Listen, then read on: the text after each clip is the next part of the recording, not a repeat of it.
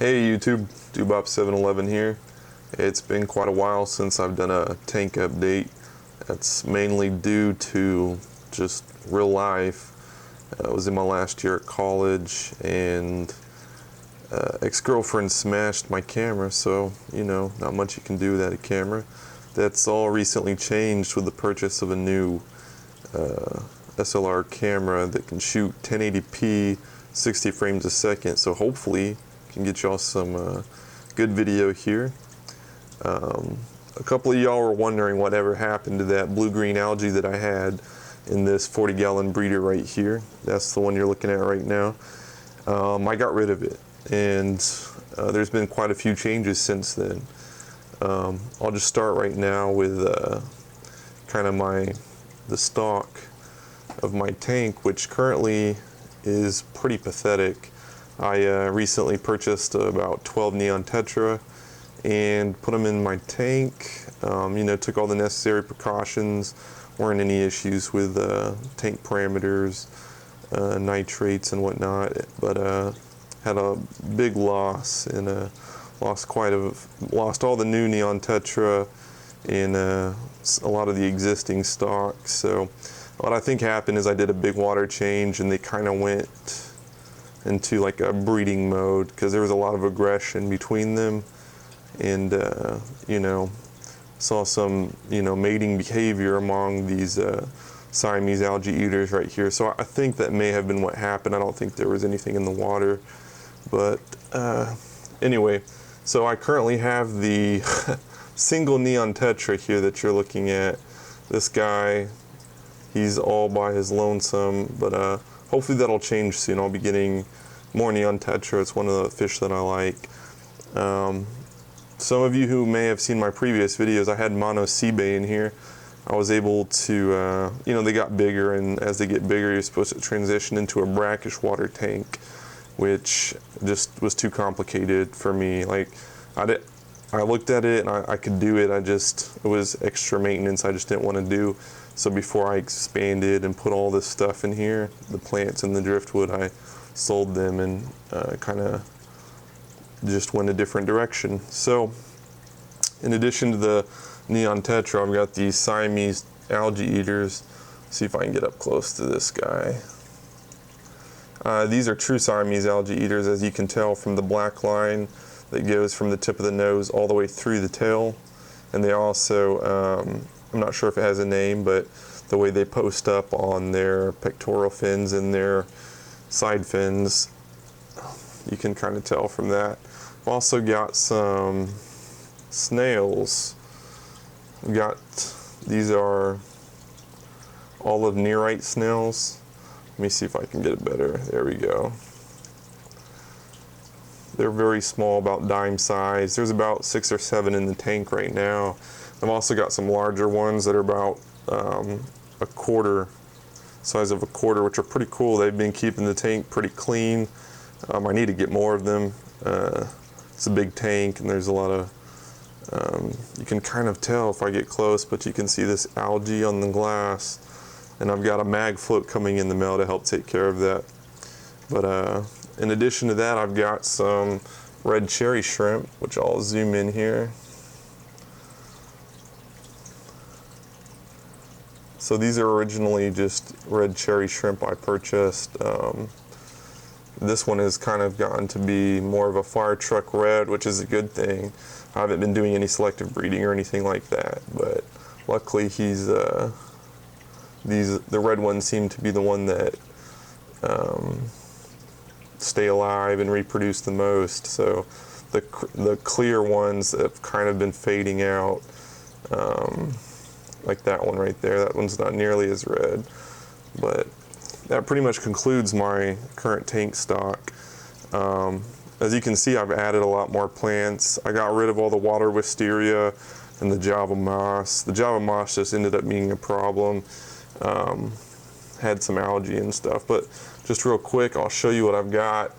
For stem plants, I have 2. I've got Bacopa right here, and you can kind of tell down in the corner there. Let me see if I can zoom in. Some Ludwigia repens. The Ludwigia repens hasn't been doing too good.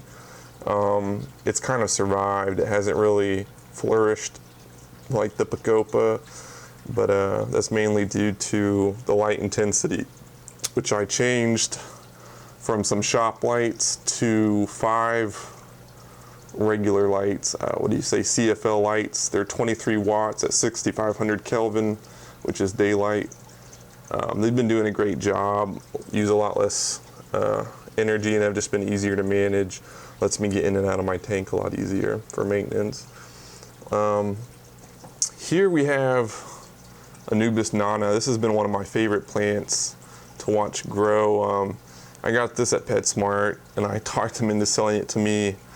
I think it was 50% off just because it had brown patches on the leaves. And it started with about 4 or 5 leaves, but it quickly has grown. I mean, there's at least 20 to 30 there at the moment, which is awesome. This is Anubis Fazeli. I have no idea how to pronounce that. And then I've got one more Anubis nana there in the back. I've used these river stones to basically weigh down some of the driftwood, but they're a nice touch to the tank, which is I'm currently just been focusing on getting the Bacopa and the other stem plants to grow. Here is a Java fern. It hasn't done well. I thought, because it was getting some brown spots on it, I thought maybe the leaves were burning, but doing some research, I've come to the conclusion that there's an excess of iron in the water column, and so I've kind of just, you know, as opposed to you know, adding more Java fern or, you know, doing anything, I think it's just kind of part of my tap water, so there's not much I'm going to be doing there. So if some of you may recall, I had a 10-gallon tank. I kind of had to break that one down, but I plan on doing a whole little series of me cleaning it out, dirting it up, and then basically doing some planning and adding some fish to it from beginning to end. So that's something to look forward to. I'm going to pull back here. One new addition I have is this 29-gallon tall right here, which is pretty cool. Got this on sale at, I think it was Petco. They have $1 a gallon sale pretty much every 6 months. So I picked this tank up. It was a starter kit, so it was on sale. I think it's a 29-gallon tank. I think I got it for like 40 bucks because it came with a hood and some other stuff. Nothing worth mentioning, but I like it because I got it kind of a unique driftwood. It's not driftwood. It's sanded. I forget what kind of wood that is, but I'll have to get back to you. But it's pretty awesome to watch the fish swim through this. This tank currently has the Ludwigia repens and the Bacopa in it. It's got a couple of Java ferns right here. It also has snails in it. And an Apongeton back there in the corner, as you can see. It's doing pretty good. Hopefully what I want to do is back here, the entire back, I want it to have like a jungly look, full of Bacopa and the Ludwigia, if I can get the Ludwigia to grow. And here you can see the larger snail, the olive neorites that I was telling you all about. And anyways, the substrate is composed right now of sand and kind of a combination of clay and I forget what else. I forget what kind of rocks they're called. But I'm going to keep this. This is almost going on 10 minutes, so I'm going to leave it right here. I might even have to break this video down, but that's my tank update. I'll look forward to making more of these videos in the future and kind of doing, getting into more specifics about what I want to do and, you know, what I've learned over the last 2 years that maybe I can help pass on to some new aquarium enthusiasts and, you know, hear what y'all have to say.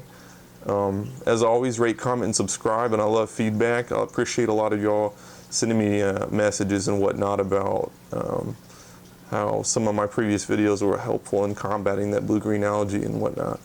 So I look forward to making more videos, and I'll see y'all again soon.